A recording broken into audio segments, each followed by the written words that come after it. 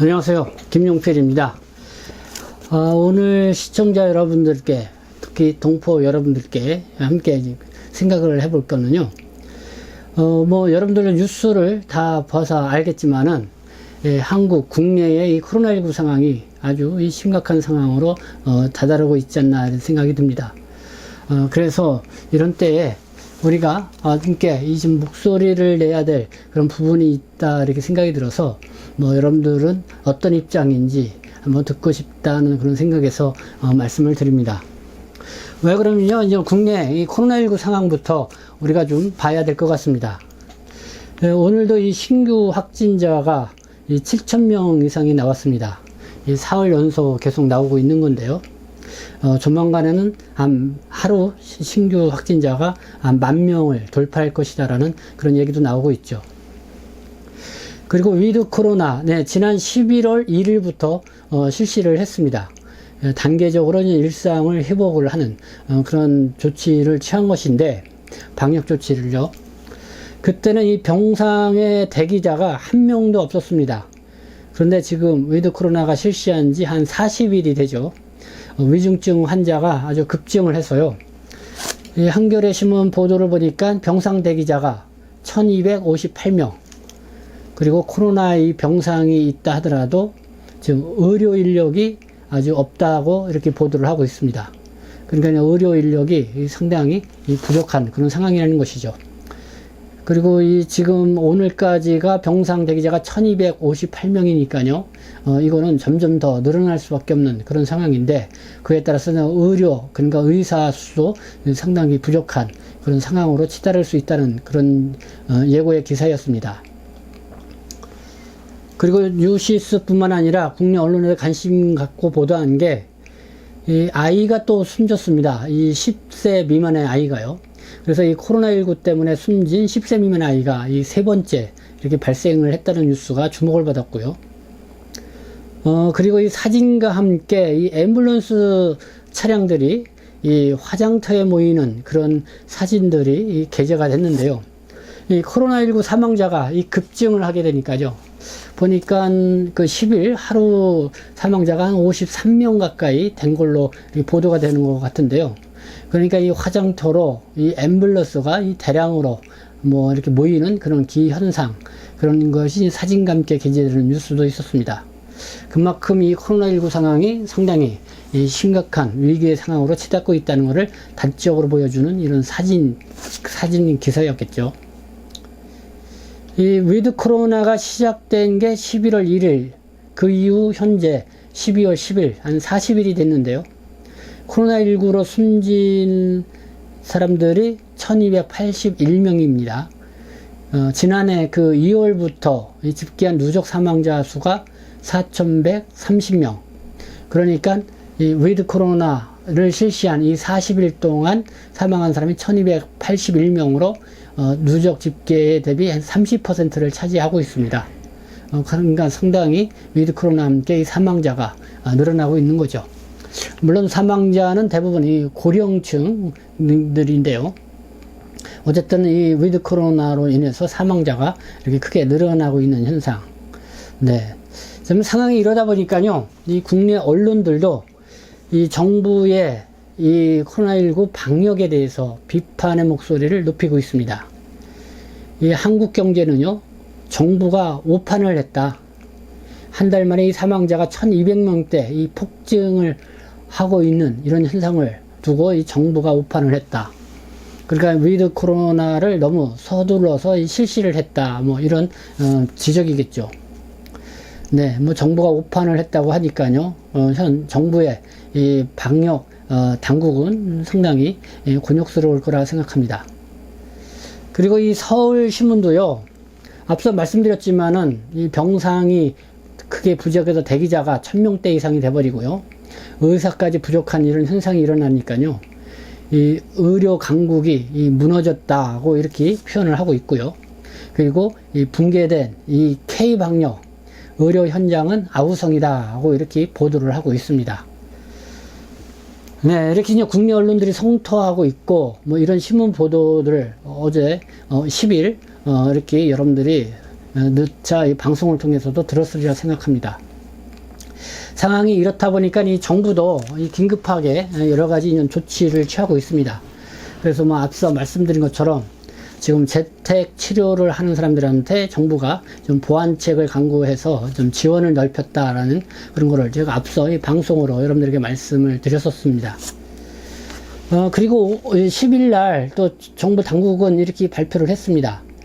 이 접종 인과성이 불충분하더라도 이 코로나19 이 백신 접종으로 그 이후에 이 사망한 사람들에게는 위로금을 5천만 원씩 1인당 이렇게 지원을 하겠다.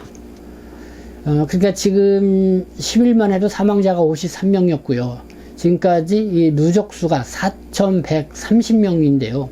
그러니까 이 백신 주사를 맞고 뭐 여러 가지 그 사망을 하게 됐지만은 인과성이 불충분하다고 해서 이 정부가 이렇게 좀 무책임하게 있는 그런 상황이었는데, 결국은 이 정부가 이제는 이 위로금조로 1인당 5천만 원씩 이렇게 지원을 하겠다 이렇게 발표를 했습니다. 그래서 앞으로 이 백신 주사를 맞고선 이 사망을 했을 경우에 아마 이렇게 지원을 하겠다는 것인데요. 근데 다시 이렇게 사망을 한 다음에 아무리 이렇게 큰 돈을 이렇게 지원을, 위로금을 준다 하더라도 그게 이제 무슨 소용이 있겠는가 하는 그런 생각도 듭니다.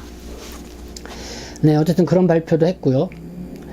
그리고 또 이 코로나19 백신을요, 2차, 3차 이렇게 접종 간격을 3개월로 단축해서 이렇게 실시한다 이렇게 발표를 했습니다. 그리고 이 식당, 카페, 이 단축 영업도 이 검토를 한다는 것인데요. 지금 11월 1일부터 이 위드 코로나, 그러니까 일상 회복으로 이렇게 했죠. 그러나 이 40일이 지난 다음에 이 상황이 너무 안 좋게 되기 때문에 다시 일상을 제한을 하겠다.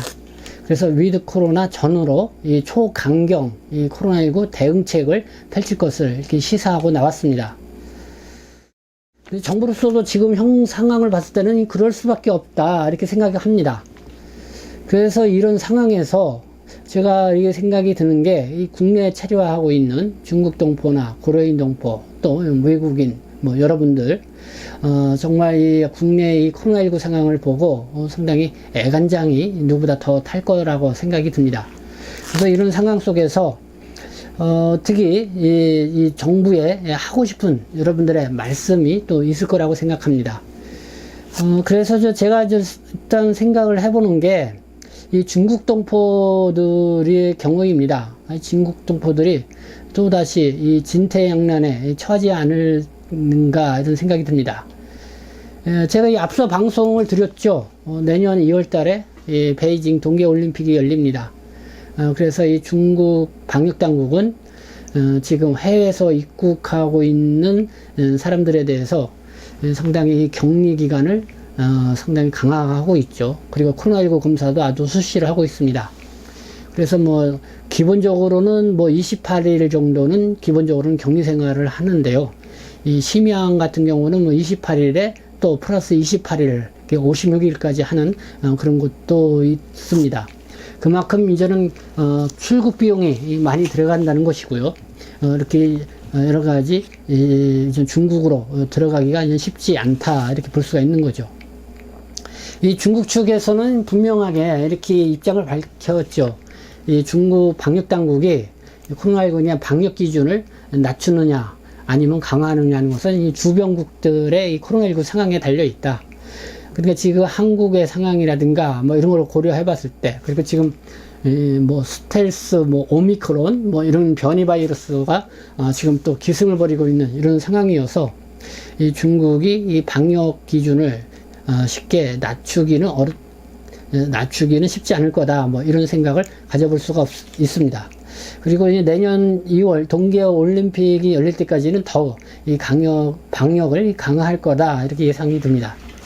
이런 상황 속에서 이 국내 체류하고 있는 이 중국 동포분들은 이 체류 기간이 만료가 돼서 이 출국기를 앞두고 여러 가지 좀 고심에 많이 빠져 있을 거라 생각합니다.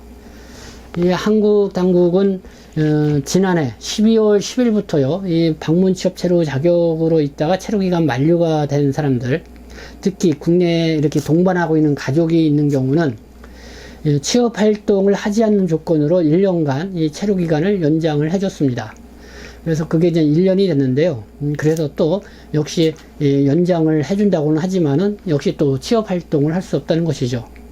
그리고 그 사이에 또 방문 취업 체류 기간이 만료된 사람들이 또 많이 생겼을 것인데요. 역시 이분들도 뭐 체류 기간은 연장받을 수 있다고 하지만은 취업 활동을 할 수 없이 이렇게 연장을 받게 된다는 것. 그래서 제가 앞서서 또 방송으로 지적을 했었죠.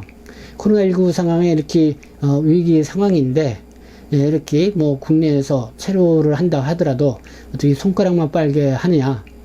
어쨌든 일을 해서 동반하고 있는 가족들을 부양할 수 있도록 돌볼 수 있도록 이렇게 해줘야지 뭐 계속 그렇게 할 수 있냐 그런 얘기를 했습니다. 그리고 뭐 법무부가 뭐 최근에 방문 취업 체류 자격인데 뭐 하이코리아의 뭐 서비스 그거잖아 방문 취업 전에 취업 활동을 할 수 있냐 없냐를 쉽게 이렇게 조회할 수 있는 서비스 개서 뭐 그런 거를 내놓았다고 하는데 사실 그런 게 필요한 게 아니라 지금 상황에서는 이렇게 방문 취업으로 있는 사람들도 정상적으로 지금 코로나19 상황에 정상적으로 그 하던 일을 할 수 있도록 이렇게 해주는 것이 지금은 필요하지 않나 이런 생각이 드는데 여기에 대해서 이 동포 여러분들의 어떤 생각을 갖고 있는지 이런 거를 또 들어보고 싶습니다. 그래서 이런 의견들을 좀 취합을 해서요.